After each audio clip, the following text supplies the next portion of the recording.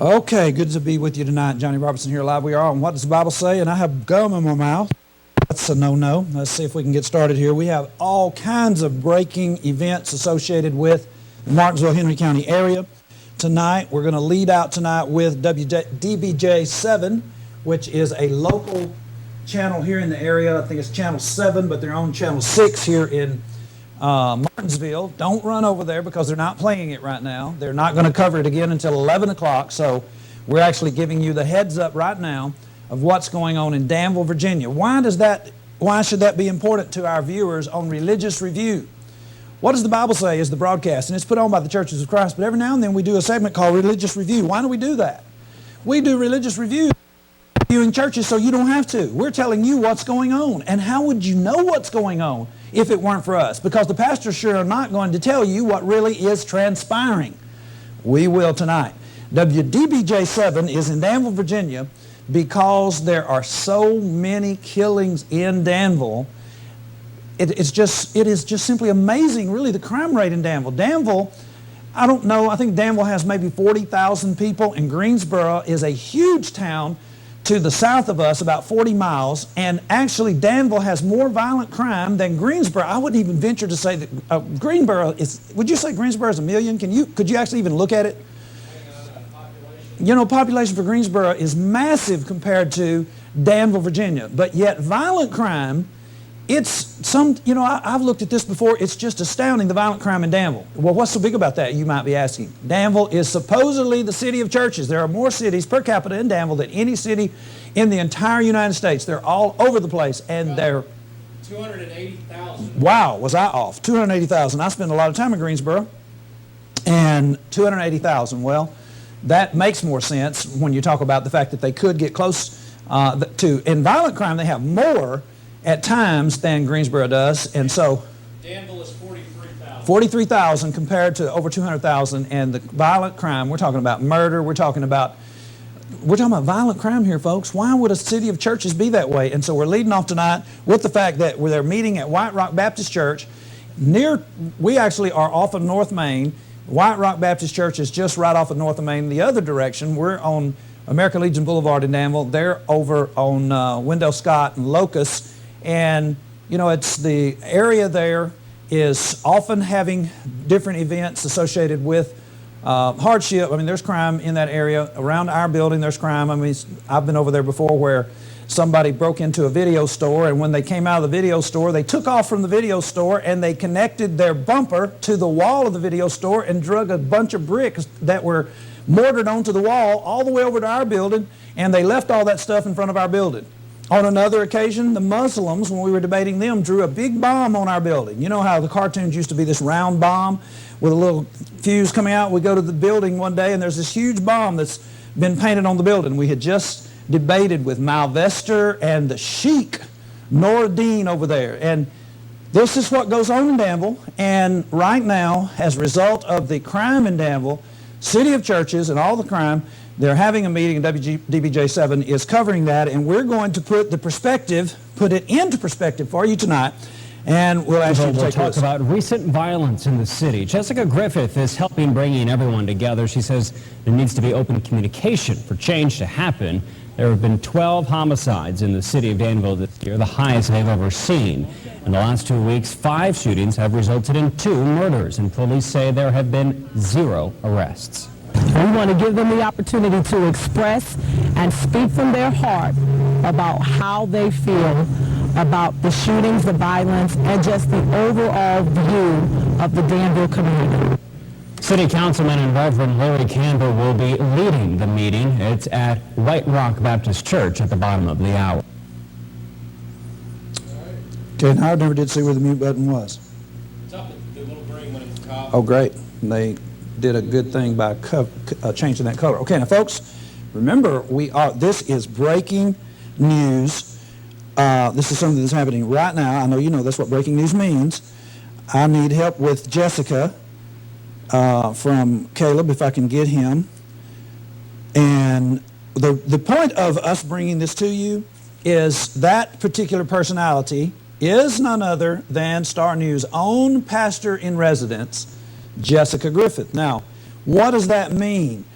Well, I'll tell you what it means. One thing, Mark McMinnis went over there today to try to see what the setting was going to be like, and Jessica was there, and she complained, you know, on tape, by the way, Jessica, if you happen to be listening, or somebody wants to call Jessica and tell her that we got you on tape, all that stuff that you were saying about what we try to do, friends, folks, neighbors, we try to put some perspective into this. You know what you're going to see lead off on WDBJ7 tonight at 11?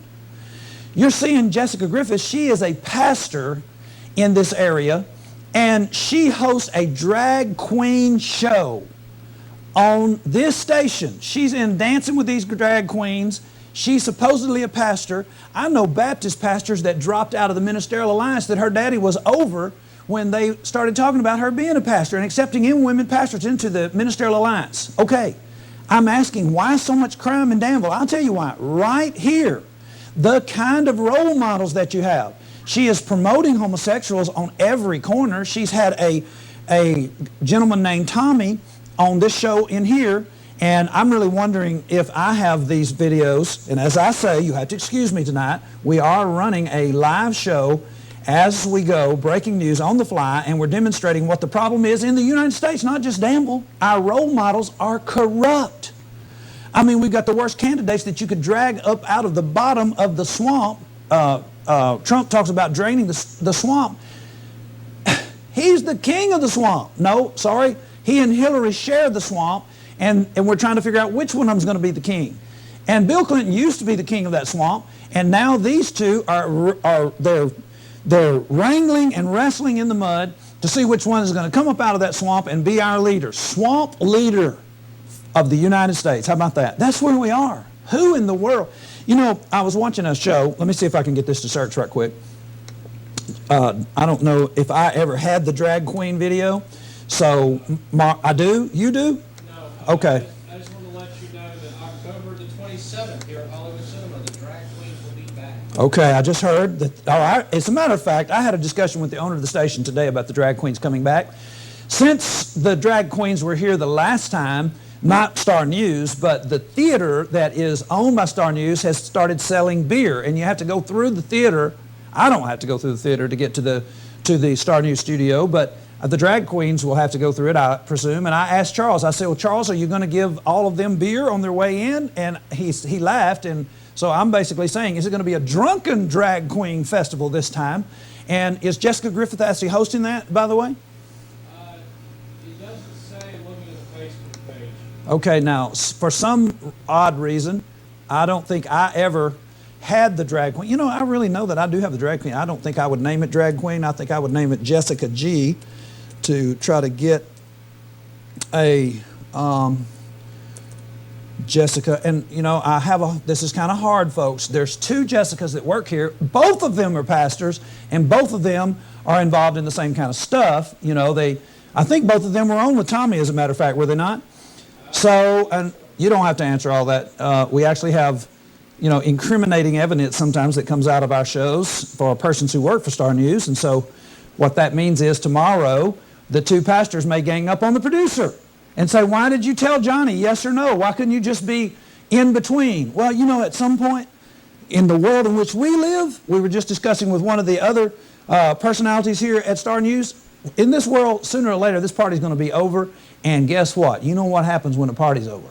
You start having to pay for the band. You have to start paying the price of everything. Pay the piper, as they say.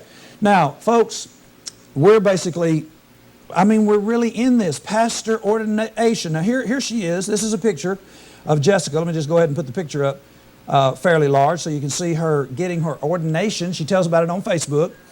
And is that my volume? So here she is. She's pastor. She is news host. She is also host for the drag queens. And, you know, are we supposed to think that she has the spiritual ability, the mental acumen to direct us in the direction that we need to go? I heard that she actually had a lot to do with putting this together. I mean, something that was, did she have a drag queen speak? Well, we're about to scoop WDBJ7 here on the Star News Station, even though this is Religious Review. Guess who's coming up at 11? Guess who ended up heading up the speech at one point? none other than Malvester Dixon, the local Muslim. Is Malvester got a different name that he goes by? Malvester Muhammad. We want to make sure that we give the Muslims the right name. He doesn't want to be a Dixon anymore. He wants to be a Muhammad. Man, you realize how many Muhammads there are? Well, I can tell you this. Let me tell you this about your own book.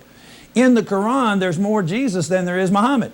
How do you like that? If you're a Muslim and you think that Muhammad is more important to God than Jesus, read your own book. There are 20-something times that Jesus is mentioned in the Quran, and Muhammad is not mentioned but about 5 times. Now, if that's from God, that ought to give you a cue right there out of Muhammad's own book, who's the most important. And you've got Malvester Muhammad over there. Does the local Muslim have the answer to our problems at a Baptist church? I mean, how far off can you get? You know, what really saddens me this moment as I think about one aspect, Mr. Producer, is that all of our friends that are on chat, that were watching us on Chatmos Cable, can no longer get us. Part of our audience is no longer with us as a result of some fluke, malfunction. I don't know what it is, but it's very distressing that those individuals cannot watch the broadcast any longer through Chatmos Cable or through the antenna. Everybody who was watching Channel 18 in the antenna, all of our audience that was picking up Channel 18 is no longer getting to hear us, so we are greatly, we just basically attribute this to the influences of, you know, the influences that we basically say are the evil world that fight against us. Well, we can tell some of our friends that you can see it on the internet. Caleb says he sent it to me on Facebook, so let me look at that right quick. Okay, I really do appreciate that, Caleb. Let me see if I can update this. So Jessica Griffith, here she is. She's our organizer for the answers of the problems, supposedly, that we're having. Now, I mean, can you make that out? This is Dancing Jessica. This is the drag queen. That's not a woman. This is I don't even know what that is. This is the Dancing Jessica. This is the, let me see here in just a minute. I have to click back. This is the Dancing Jessica. I actually lost mine. No, this is the Organizing Jessica. Here we go again. The Dancing with Drag Queen Preacher Jessica. Here is the Organizing Jessica. And where is the man of the hour? Who's leading us out of this melee? The Baptists are not. Who's the greatest speaker there?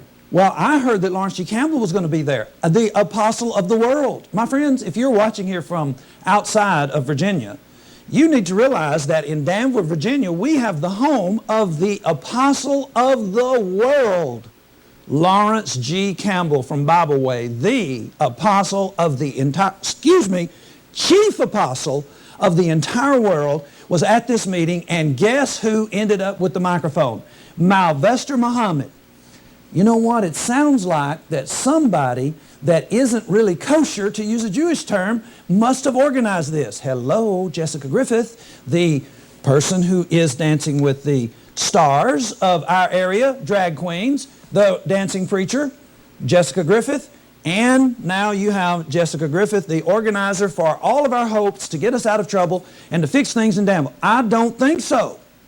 Now, folks, here's the question. What should you be watching tonight? I can tell you, you should be watching What Does the Bible Say? You should be watching us review religious behavior.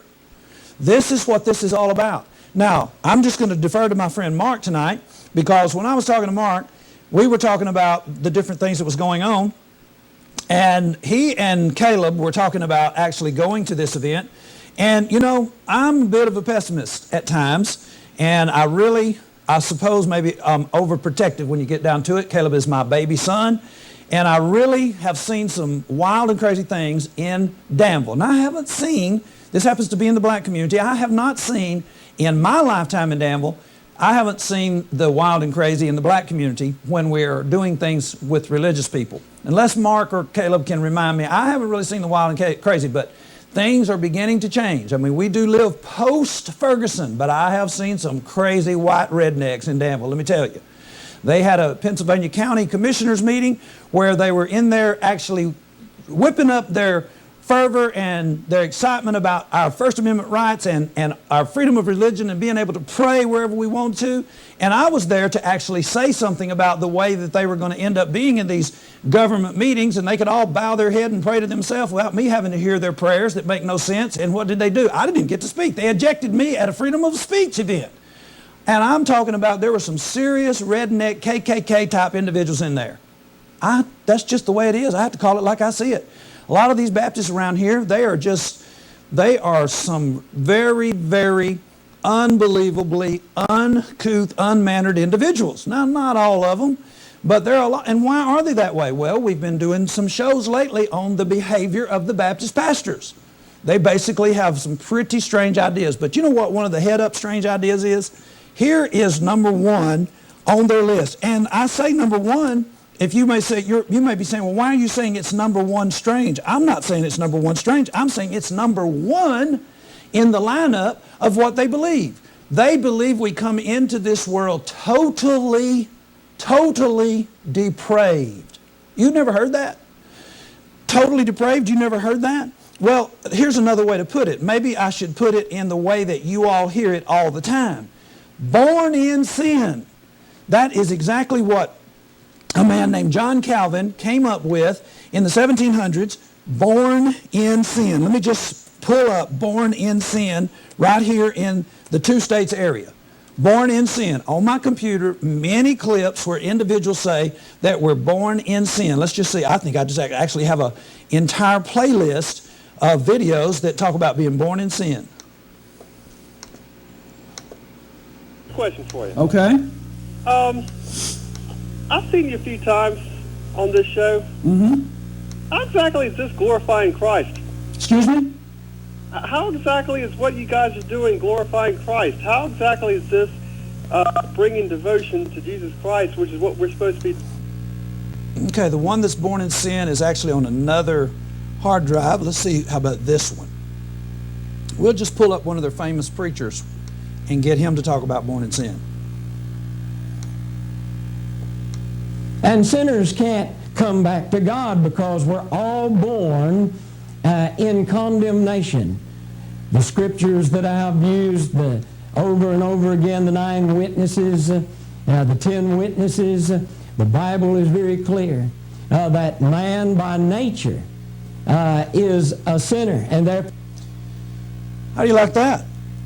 I thought evolution was the worst thing that could come down the pike. No, you're born in sin.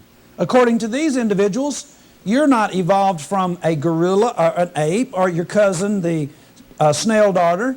You are actually born from your own Father God with a depraved nature. Well, what does that mean? I mean, you're saying that, Johnny, but what does it mean? Well, take a listen to, you get these guys to explain themselves. That's Dan Parker. He's the local primitive Baptist. By the way, we're actually working on an interview with a primitive Baptist, most famous primitive Baptist. I don't want to give too much away. He's one of the most famous primitive Baptists in the whole United States. And he is, in his own right, he's talking about explaining to us some of the problems that are going on in Danville with the Baptists and why it is that they won't answer about once saved, always saved. So what do they teach? Well, let's let you hear another one that talks about born in sin. Say, preacher, I just don't get it. I tell you, I'm not a sinner. I tell you, you are. And if you just said that, you just lied, so you sinned. There you go. My baby is 3 months old. I love her to death. She's so beautiful. She already knows who she's got to wrap around her finger to make it in life. Me. I tell you, you are. And if you just said that, you just lied, so you sinned. There you go. My baby is 3 months old. I love her to death. She is so beautiful. She already knows who she's got to wrap around her finger to make it in life. Me, Daddy. And so I look down into her little Creole girl. I hold her in my arms and look down at her. She's already giving me the little eyes and a little smile. By the way, I learned that she does it to nobody else but me. Those eyes are just, she don't, you ask her mama. She's giving me those eyes, and man, she's smiling, and she's cooing. And it's like she already knows. I know I'll wrap around my finger. And you know what I've said about that little 3-month-old baby? My Alexandria, we call her Allie for short, but you know what I've said about her? I've looked in her eyes and I've Jesus said, you've got to be the most perfect.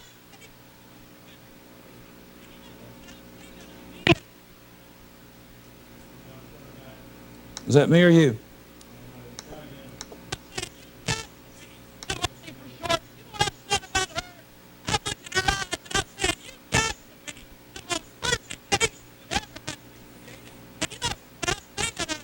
You know, there's a lot of untruth in what I just said. I mean, I love her. There's nothing wrong with that. And I'm not going to sit there and call her bad names or anything because she's my precious angel. But she's not perfect by any means. The Bible says, even though she appears that way, that we all are born to sin. Are you listening? In sin, David said in Psalm 51, did my mother conceive me?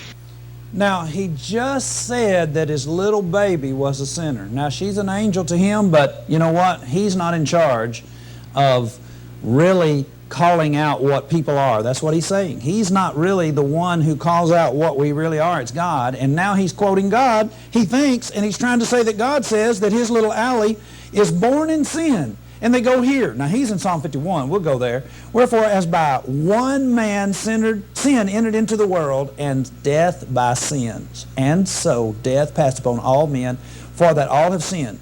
You know, folks, if you just pay attention to the verse instead of just coming up with what you already believe, you already believe what you believe before you got to this verse. They convinced you in the book of Psalms that you're born a sinner. So when you get to Romans 5:12, you already believed it, and that's why you don't read the verse. Wherefore, as by one man sin entered into the world. Would you stop and ask yourself how sin got into that one man? As it got into this one man, as it entered into the world by this one man, as by one man sin entered into the world, so death, and death by sin, so death passed upon all men. How did it happen? As by one man sin entered into the world. How is it the case? As by the one man.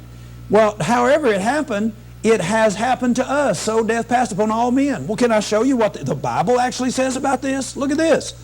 In James chapter 1, it tells us exactly how sin got to that man. Let no man say, when he is tempted, I am tempted of God, or God cannot, for God cannot be tempted with evil, neither tempteth he any man. But every man, which man? Every man. Which man? Adam. Which man? Every man is tempted when he is drawn away of his own lust and enticed. Then, look, then when lust hath finished, when lust hath conceived, it bringeth forth death, sin. See how this is? You see, you have to pay attention. These guys will insert words. Then when lust hath conceived, it bringeth forth sin, and sin, when it is finished, bringeth forth death. How did death get into every man?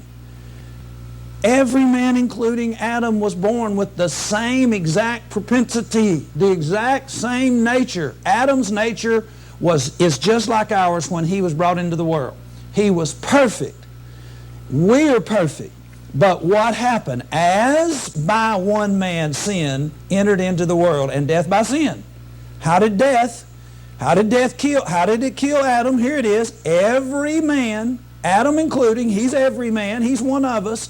Every man is tempted when he is drawn away of his own lust. Was Adam tempted? Yes, he was. How was he? His wife told him that the fruit on the tree was good to eat. What did he do? He took it. He was drawn away of his own lust and enticed. And what happened then? When that happened, the Bible says, then when lust hath conceived, it bringeth forth sin, and sin, when it is finished, bringeth forth death. How did Adam die? Right there. His own behavior. How do we end up? Same thing. Every man. Now, here's the thing. Why is this so dangerous? If you teach a person that you're totally depraved, like he said his baby was, Tim Whiteheart, this is the guy we're trying to keep from coming back to this town. He's already been caught running around with the flute player for a year. He supposedly was saved that entire time, and he teaches born in sin. We have him right here teaching that his little Allie, his little Alexandria, she's the most beautiful angel that was ever created. No, but she's a sinner. From the womb, born a sinner is what he says. Well, we've killed Romans 5:12. That, as far as being Calvin's verse, that is absolutely false. James and Paul together absolutely explain this so beautifully. As it happened to the man, as by one man sin entered the world, as by one man. sin into the world. Well, how is it that by this one man sin into the world? James helps us with 1:13 through 14 through 15. Well, when the man is drawn away of his own lust and enticed, oh, so that's how it happened to Adam. Yeah, every man, when he is drawn away of his own lust. Every man. Well, let's see why it is that you believe this in the first place. The reason you believe this is they had you before you ever got to Romans 5:12. That's exactly what he's doing. He's over here right now in Psalm 51, and he is trying to get you to believe that you were actually born, conceived in sin. Now, this is David talking. Have you ever noticed this? This is the book of Psalm. This is book of Psalms. This is Psalm 51. Behold, I was shapen in iniquity. Now, does that mean that he's a sinner? We're talking about his being shapen here. We're shapen, we're actually created in our womb, but that doesn't mean that we are the ones that are sinners. It just as easily could be talking about the way that it is the case that he became shapen. And in sin did my mother conceive me. Now, if I say to you, you know what, my conception was sin, does that mean I'm a sinner? My conception, in sin did my mother conceive me. My mother was involved in sin when she conceived me. Well, you know, all you have to do is read your Bible. Now, we're already showing you that this doesn't have to mean that you're born in sin, just by simply reading it. And we said they beat you by getting you in Psalm 51 before you read Romans 5:12 and them interpreting it so that by the time you get to Romans 5:12, as by one man's sin entered in the world, you are already planning, you are already believing that Adam's nature was destroyed and you were born in sin. Why? Because they tricked you on this. But see, all you have to do is read in front of this one too. What goes on in David's mind that he would actually say such a thing? Now, you know, tonight there is no way on a breaking news story that I can do justice to this, but I think I can get to the point where you'll be interested enough that you might actually be willing to have a look at some interesting points that David actually brings up in his own life. David, in Psalm 122, verse 1, let's see, I said I was on the fly here. Am I in Psalm 120? Let's see, let's see here just a minute. Let's just do this. Fortunately, I don't have to be as smart as I used to have to be. I can actually lean on my computer. Some of these individuals say, take Johnny's computer away. Why would you want to take something as, you know, let's take your car away so you can't get here. You know, they say, if you take Johnny's computer away when he's involved in a debate, he wouldn't be able to answer anybody. Well, how about take your car away and give you a buggy and you wouldn't be able to get here to the debate? Psalm 122:1, there it is. I was sitting there looking right at it. I don't know why I couldn't see it. Psalm 122, verse 1. I was looking at the preview there where it says the Psalm of David, Songs of Degrees. I was glad when they said unto me, let me go into the house of the Lord. Why was David glad when they said to him, let us go into the house of the Lord? Is it the case that David couldn't go in to the house of the Lord? Was there some stigma against David that kept him from getting to go into the house of the Lord? Is there something that was in his actual life that involved a problem about him not getting to go into the house of the Lord? How about Deuteronomy 23, verse 2? A bastard shall not enter into the congregation of the Lord, even unto his 10th generation shall he not enter into the congregation of the Lord. Now, you've got a guy that says, I was glad when they said to me, let us go into the house of the Lord. Well, why would it be the case that it was being said, let us go into the house of the Lord, and you're glad, like, I mean, what's the deal here? Everybody gets to go in the house of the Lord, but not everybody. A bastard didn't get to enter into the congregation of the Lord until the 10th generation. Is it the case that is there some bastard problems in David's genealogical record? You're telling me you never read the book of Ruth? You've never counted David's genealogical record in the book of Ruth? that he is actually 10 generations from a situation that had to do with a person being born a bastard out of the union of a man named Judah, who would be his great-grandfather 10 removed, and a woman named Tamar, who was actually his daughter-in-law, and a bastard named Perez was born? You don't know that? And it's exactly 10 generations from that. Listen, folks, I can't believe that your pastor has not had you in Genesis 38. You know Genesis 38. I absolutely know you know Genesis 38. How is it that I know you know Genesis 38, but your pastor skipped it? Because Genesis 37 is where the coat of many colors is located. You know the coat of many colors, right? Yeah, everybody knows Joseph and the count with the coat of many colors. Well, why didn't you read chapter 38? It's 37 is where it starts. Well, we didn't want to read chapter 38. Why?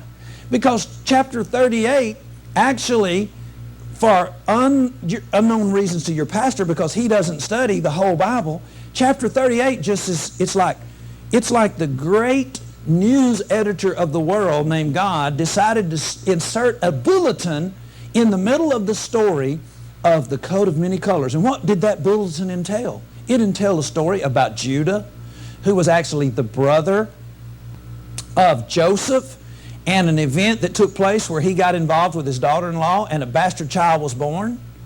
I mean, how else are you going to know the genealogical record of King David?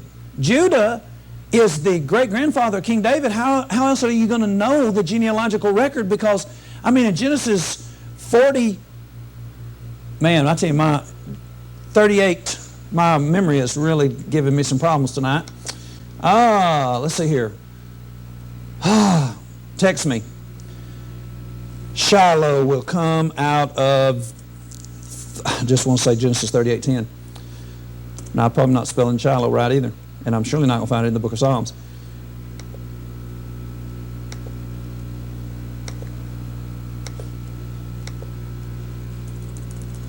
Let's just see. When all else fails, even when your electronics fail, just go to your Bible. Just my head will not let me go past 38:10. It's not 38:10. Actually, the record is going to be in Genesis, and it'll come to me in a second. Just too much stuff. News, breaking news, and Bible accounts, and all this stuff on the fly. Didn't plan to do this lesson tonight. The genealogical record says that Judah is going to be where the throne is going to be. The scepter is going to come out of Judah.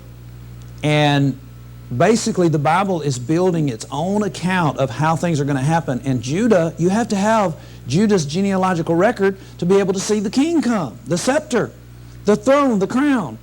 And if the Bible says that it's going to happen, and I'm waiting on some of my folk that help me to tell me where Shiloh is in Genesis. Why can I not think of that? And I can't do my Bible program because I can't think how to spell Shiloh tonight. Let me try 28:10. Well, I'm not going to get it as far as my brain is concerned. Shilo? No, that's what I tried to spell. Anyway, I know that they're going to help me in just a minute. And it basically lays out as early as Genesis that Shiloh is going to involve Judah. You have to have Judah's genealogical record to see if the Bible kept its word, if God kept his word, if the prophet kept his word. Till Shiloh come. The scepter and the throne is going to be in that particular family, in Judah's family. So it's probably going to be, it's going to be Jacob blessing his sons right before he dies, and that's why I keep saying 48. Finally, we get some help here. 38, he says 39:10. 38, 39:10. I just still doesn't sound right, but he must be looking at his Bible. 39:10. Genesis 39:10, not Genesis 39:10. Genesis 38:10 maybe. I heard that. 39:10. I'm looking at Genesis 39:10. Am I not, Brian? Are you looking at my screen? 39:10 is not Shiloh. Okay. I know it's not Genesis 39:10. Anyway, folks, you see how this is going? if I demonstrate to you that the king is going to come from Judah, then you have to have Judah's. I don't want Perez. I want Shiloh. I know where Perez is. I'm in 38. Shiloh is proving that the king is going to come out of Judah. We have to have Judah's genealogical record. Judah's genealogical record, and your pastor doesn't know this, genealogical record is in Genesis 38. And it demonstrates that it's a bastard child, and the book of Ruth actually gives you the count of 10 generations up to the time of David. And a bastard cannot get into the congregation for 10 generations, and David is the final generation where they will come to him and say, hey, 10 is up, dude. Come with us into the house of the Lord. Thank you, Joey. Yes. Genesis 49:10, right? 49:10. Thank you. All right. Genesis 49:10. Thank you very much. Now, Caleb's calling in. Thank you, Caleb. What? Okay. Thank you, Joey. Genesis 49:10. Man, a lot of stuff going on tonight. And Genesis 49:10. The scepter shall not depart from Judah, nor his lawgiver from between his feet, until Shiloh come, and unto him shall be the gathering of the people. The first scepter in the entire Jewish history is actually coming out of Judah. Now, people may say, well, Saul got to be king. No, Saul did not get to be the king that Shiloh came from. Jesus is Shiloh, and Jesus came from Judah. And you have to have the genealogical record to be able to prove that it was Judah's family that ends up inheriting the throne. David is from the tribe of Judah. How do you know? You start with Genesis 38, you end up going to the book of Ruth, and you find out he was a bastard. Or at least he was related to a bastard. See, folks, that's why. You might be saying, wait a minute. Well, you lost me. No, I didn't. Here is the point of this entire section. When David says, behold, I was shapen in iniquity, and in sin did my mother conceive me, you might be saying, wait a minute, his mother wasn't Tamar. She wasn't involved in a incestuous relationship with Judah. What Bible are you reading? Do you not know that David is called the son of Judah? Do you not know that Jesus is called the son of David? Are you going to argue with me tonight that Jesus isn't the son of David? Oh, Jesus is the son. He really isn't the son of David. He calls himself the son of David. The Bible calls himself the son of David. He has to come from the tribe of Judah. So basically, he is the son of Judah. The way the Bible talks, that is the way the Bible talks. Someone says, well, I don't realize that, yes, these people kept up with their genealogy and they actually talked about themselves. Brian, before you go, let's do the phone lines. We'll go ahead and put the phone lines up. And these individuals talk about themselves in this fashion. In Exodus chapter 3, you actually have God talking to Moses about the children of Israel that are in captivity. Do you know how long it is from the time of Israel? Let me show you. Exodus chapter 4 in verse 22. Exodus chapter 4, verse 22. We actually have all the time that is passed from the time that Jacob lived, who is Israel. You have all this time, all these 4 generations that pass by, and look what God calls Israel. I mean, what he calls the people that are in Egyptian captivity. He says, thus saith the Lord, Israel is my son, even my firstborn. He's talking about these people that are in captivity. He's talking about, let my people go. Who are my people? Let Israel, my son, go. Wait a minute, that's not Israel, his son. These are the children of Israel. Yeah, that's the way the Bible talks. Well, who is David? David is the son of Judah. Jesus is the son of David. See how that is? Jesus is, do you realize how many generations that Jesus is removed from David? And we're still calling him the son of David? That's because they keep up with who they are. And can I tell you that David knew that it had been 10 generations since this incestuous relationship into which a bastard was born? He knew that. And when he's talking about Psalm 51:5, he is not talking about whatever it is your preacher is saying about born in sin. Behold, I was shapen in iniquity. He's talking about a relationship that kept him out of the congregation. He's fully aware of it, and he knows that his mother, which would be Tamar, was a person who actually conceived a child in a sinful relationship. Now, folks, that is Bible. And it doesn't contradict Bible. And that's the beauty of knowing the truth. Now, tonight, here's the thing. This is the problem that we're having in Danville. You have individuals being taught that they are depraved in their nature. I mean, that's just when you get down to it. It's the old Flip Wilson situation that has been played out. And how many people say, well, who in the world is Flip Wilson? Let me just show you how this actually got all the way into Hollywood. Flip Wilson, famous comedian, the devil made me do it. He made it famous, born in sin. Flip Wilson, the devil made me do it. Let's see if we get him. She came in the house, she had the box, Rep saw it. Rep said, what, another dress? I said, this is ridiculous. 3 dresses in a week, another dress? And she tells him, I didn't want to buy this dress. The devil made me buy this. That's Johnny. Hey, you in bed? What's that? You in bed? No, we're on live TV. Okay, I don't know, never know who's calling me. As I say, our friends in Danville, they are not able to get our broadcast anymore, and so they don't know that we're not in the bed. I don't know for sure if this is the clip that Flip Wilson did for The Devil Made Me Do It, but that is Flip Wilson, my friends. I grew up on Flip Wilson. I'm going to tell you, it's getting late, Mr. Producer Man. There's this famous slogan, the devil made me do it. Why is he saying that? Folks, the reason why he's saying that is that's because what everybody says. He's making fun. This guy is actually mocking the religious people of the day. The devil made them do it. Everybody is blaming what they do on being born in sin.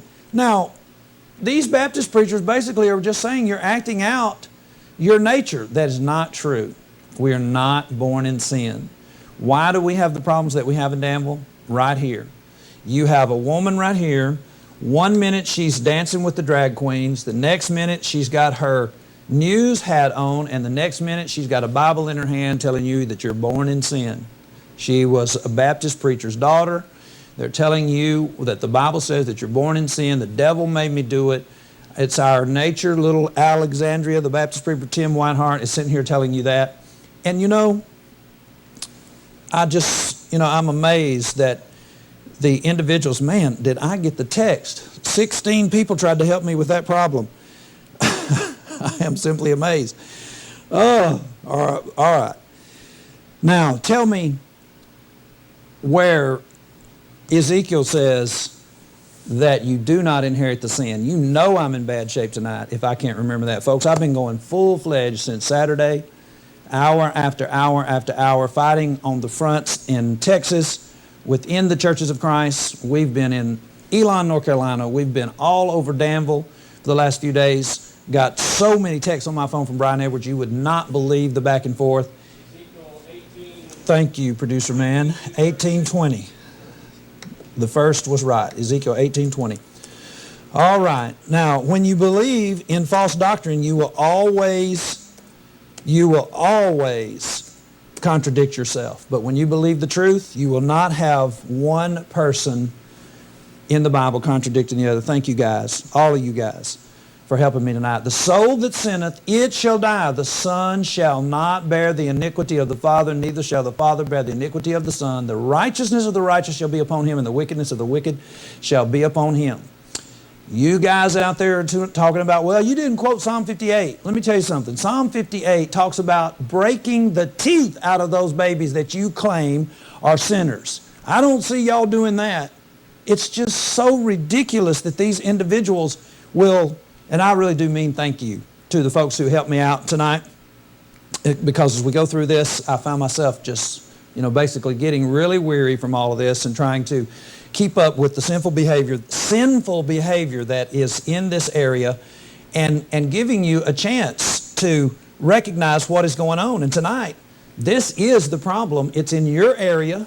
It's in our entire country. Our role models are completely bereft of any dignity and morality. It's just they have believed this false doctrine that we came into this world totally depraved. And you know what? They basically, most of them actually think that they have inherited Jesus' righteousness by simply saying the sinner's prayer, and they don't have to do anything, because the next part of that doctrine is once saved, always saved. And so, you know, I'm going to let you, those of you who may be getting late, Brian, I want you to kill my audio, and I'm going to go ahead and play the WDBJ7 clip again and take myself. In about a half an hour, people in Danville will talk about recent violence in the city. Jessica Griffith is helping bringing everyone together. She says there needs to be open communication for change to happen. There have been 12 homicides in the city of Danville this year, the highest they've ever seen. In the last 2 weeks, 5 shootings have resulted in 2 murders, and police say there have been 0 arrests. We want to give them the opportunity to express and speak from their heart about how they feel about the shootings, the violence, and just the overall view of the Danville community. City Councilman and Reverend Larry Campbell will be leading the meeting. It's at White Rock Baptist Church at the... Now, folks, for a minute and ask yourself, how much influence can you actually have? I want to talk to you people in the Church of Christ right now, and I want to ask you, how much influence do you think that you can muster in your own area? Do you really have any influence? Is it possible to get enough? Brian, would you spell Lawrence for me? Yeah, Lawrence always gives me trouble. One of you guys can help me. This is going to be the worst show of my life, but how much influence can you actually have? You may say, you know, we're small. Yeah. I believe it's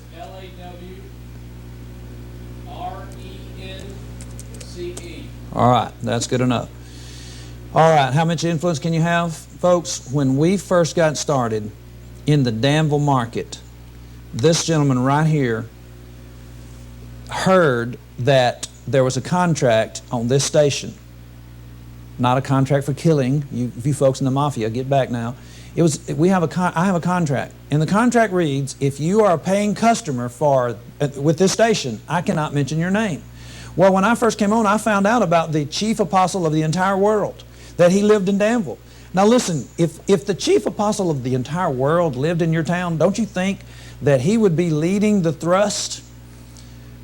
But you just wait till channel 11 tonight, and if you're not living here, just dial up on your internet. Get on the internet and type in WDBJ7 and catch the local news at 11. It's 10 Central for you folks over there. I know you'll still be up, and you'll get to see Malvester Muhammad. We've debated Malvester Muhammad right here in this set. This guy is out of his mind. And this meeting's supposed to be run by Lawrence Campbell, and Malvester gets the microphone. Now that's what's going on, but here's the thing. How much influence can you have in the Church of Christ? When we became in the Danville market, this man bought up commercial time all around my show. Why? Because he knew that the only way to get me to shut up about the chief apostle of the world, who really cannot do anything but make money. This guy's living in an $800,000 house. He's driving around a Bentley in a very depressed town, 43,000 people, and we have one of the highest unemployments in the nation, in the Danville, in the Pennsylvania County, in the Martinsville area. All of the textile companies left out of here with NAFTA. All of the furniture factories left out of here with NAFTA. And we're left with the chief apostle of the world. And we've got all this crime, and he ends up buying up commercial time to get me to shut up about all the stuff that he's doing. How do you end up getting in a position where you're a threat to the chief apostle of the world? You don't have to wear a coat like this and a tie like this. You know what you have to do? You have to tell the truth. You have to be willing to get out there and tell the truth. And if you cannot buy airtime, then go door to door. I mean, seriously, is it not the case that you actually have heard when's the last time, I grew up, and I'll just tell you this, some of the jokes were bad. I didn't tell them, I'm saying some of the jokes were bad, but I grew up hearing all kinds of jokes about the traveling shoe salesman. Now, if you tell people today about a traveling shoe salesman, they probably say, what? But Caleb and I were in Bristol, Tennessee. There are still people that are going door to door. These college students were making, Caleb, you can tell me, maybe $9,000 in a summer. How are they doing it? Going door to door, selling a book that I couldn't believe anybody in their right mind would buy. And these college students were saying they're going to make 9, 6, 7, 8, 12,000 maybe in a summer going door to door. If you can't get on the air, then get out of the pew and go door to door. House to house is what Acts chapter 20, what Paul said that he did. He taught them house to house. And they didn't have airtime back then, so I know it works. So here we are, a person that doesn't really try. These guys, this guy was from Liberty University, and it had nothing to do with Liberty University. It just had the fact that he actually was at Liberty. We were talking to him about the Bible one night, late in a hotel in Bristol, and he told us he was working for a group that if you didn't even try, you could make $5,000 going door to door selling these books. Door to door. And guess what? You'll get this guy's attention. But the way you have to get his attention is you have to find out about these guys in your town, that they're chief apostles and they're chief bishops and they're just these big, great, supposedly men of God who are like Simon the sorcerer in Acts chapter 8, and you have to start telling the next door. Once you find out that he exists, you go to the next door and say, you know what? He ain't nothing. He's not anything. This guy's scared to death that he's going to run into us. We have tried to get a camera on him for 2004 to now, 12 years. We've been trying to get a camera on this guy. He is shy, let me tell you. The chief apostle of the world, he is very, very shy. I know where he lives. I've sat in front of his house. I've been on his tax records, everything, and aired it all to the community. Does he answer back? Nope. You know why? Because he believes he got you hoodwinked. And guess what? These folks don't have sense enough. I'm telling you, this is it. They do not have sense enough not to let this woman organize a meeting to stop crime. The dancing preacher, TV host, drag queen host, she's organizing this, and whose hands did it end up in? Not the chief apostle of the world. Whose hands did it end up in? The local Muslim. Oh, he'll deliver us. The Muslim. I mean, the next thing you know, we'll have Louis Farrakhan down here. Now, we've already debated the new Nation of Islam's leader. I forget what his name is, Muhammad something. I mean, there's so many Muhammads in the phone book with these Muslims that it's just ridiculous. And again, their own Bible has more Jesus in it than it does Muhammad. Why didn't anybody name their kid Jesus for a change? Now, that's where we are tonight. And I think that you should simply be able to see this is why we cannot fix America. Because these are our preachers, these are our band members. Now, we don't have a band in the Church of Christ because Jesus did not authorize that kind of music. He wants us to sing praise to Him, to God. He wants us to use our own instrument, our vocal cord. But, you know, the reason why they have so many drag queens, homosexuals in their bands, I don't even know why. Money. These individuals are the entertainers. I mean, you can see it right here. And the pastor knows that he's got to have that entertainment because his preaching is so bad that he's got to have the entertainment. So now they got the homosexuals in the choir. And so she knows homosexuals in the choir. I guarantee you she knows homosexuals in the choir. So why not go ahead and give them a show and she get up in their drag show, the Diva Drag Show, and just go ahead and be with them all the way. She's with them at the choir. Why not be with them on Channel 18 at the Diva Show? And as we said, this year they can walk through the cinema and get their beer before they get in the Diva setup, and it's going to probably be a wild affair this year. Folks, we're never going to get better. We're never going to get better. And you can tell that it's wearing me out. I mean, you've never seen me on the program this bad as far as going completely blank. And I will say we're on the fly, but still, they're wearing me out. It is wearing me out. But we are making headway. We are making headway. We're on our YouTube, and tonight we'll do a little advertising as we go off. Tonight, do you realize, let's just make a plug for our What Does the Bible Say? We're live right now, streaming all over the world. There we are, 2 Johnnies. That's enough to drive anybody from the show. We're streaming live right now in the Philippines. We got a guy on my phone right now. He's begging me to talk to him in the Philippines.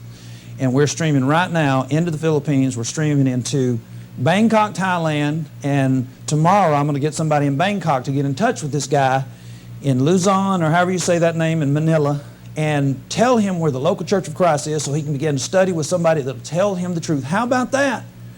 Now, it's wearing me out, but we're getting places. We have so many individuals that are watching the broadcast, and if you're a member of the Church of Christ, tell somebody about Bible Says TV. That's the name of our channel. Subscribe to the channel. You know, when you subscribe to the channel, you know what happens? You get a notification that we're about to come on, and you'll know exactly when. What is the Bible going to say? What does the Bible say is going to come on Sunday night at 9, Wednesday night at 9, Thursday night at 8. You'll get a notification that these guys are on. If we do a special show, you'll get a notification. There's a Baptist guy watching right now down in Louisiana. Peace in Louisiana. I'm shouting out to you. I think his name is, and man, just don't hold it against me tonight. Pretty sure his name is Danny. And that's probably wrong, but you know I know who you are down there in Peason. This guy was in the Pentecostal church. Now he's moved over to the Baptist church. You know what? He keeps watching. He'll move right on into the Bible church, which is the Church of Christ. And we're praying for you down there. Hope that things work out for you. We're praying for the gentleman in Manila if you're watching tonight too. Folks over in Bangkok, Dennis, we're praying for you too, brother. We really do appreciate you. When I was thinking about the guy in the Philippines today, I really was appreciating having you in Bangkok and the people from the Philippines that work for you. We are praying for all the folk in the Church of Christ, and we're praying for all the folk in this area. We love you. That's why we're wearing ourselves out. That's why we're wearing ourselves out. We're trying to get the truth to you, get you in a position where you won't let Malvest or Muhammad run us into the same ground that is characterized by the folk over in Iraq and Iran and Saudi Arabia and Aleppo. If you don't know where Aleppo is, all of these places that are having all these troubles, you know why? You know who's leading them? Muhammad. And now Malvester is trying to get the microphone to lead us. You know, Malvester, let me just give you a picture of Malvester before we go off here. Let's see if I can bring up Malvester in a debate that we were actually in. Malvester, we have so much footage on Malvester. We have Malvester saying that Jesus didn't raise from the dead. And you know, it's just unbelievable that we have Malvester with the microphone. Nobody else but Jessica Griffith could come up with such a messed up situation as to have Malvester with the microphone, getting us out of trouble, getting us out of crime. It's just absolutely one of the most ridiculous things I think I've ever heard of. This is Malvester in the early days before he was involved in a murder situation. And you know, they blamed the murder on the most unlikely individual that I have ever seen, and the Nation of Islam actually distanced themselves from Malvester. When he was debating me, we actually proved that the Nation of Islam doesn't even have anything to do with him. Now, he may get back in the good graces of the Nation of Islam now as a result of getting on CBS News. That's WDBJ7. They're the affiliate for CBS News, and Malvester is going to be somehow or other in the headlines tonight because it's already been on once, and for some reason they didn't run it in their segment that we found here before we came on. And so, folks, pray for us in Henry County, in Pittsylvania County, Danville, and Martinsville, and the surrounding Greensboro area, because this is the kind of thing that's going on over here right now, and we need the truth. The churches of Christ that have the truth, we need all of them to stop acting the way they've been acting.